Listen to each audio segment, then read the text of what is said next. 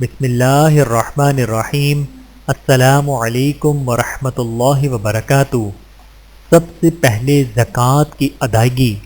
حضرت انس بن مالک رضی اللہ تعالیٰ عنہ سے روایت کرتے ہیں کہ ایک صحابی نے نبی کریم صلی اللہ علیہ وآلہ وسلم سے عرض کیا کہ میں بہت مالدار ہوں اور میرے اہل و عیال بھی ہیں، تو آپ بتائیے کہ مجھ پر کس طرح خرچ کرنا واجب ہے اور میں خرچ کے معاملے میں کیا طرز عمل اختیار کروں۔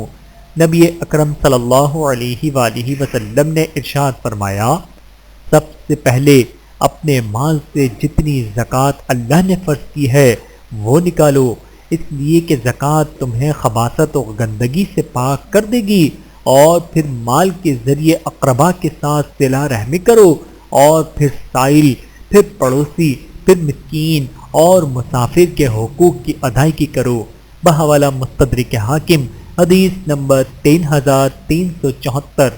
اللہ تعالی ہم سب کو احادیث مبارکہ پہ عمل کرنے کی توفیق عطا فرمائے، آمین ثم آمین۔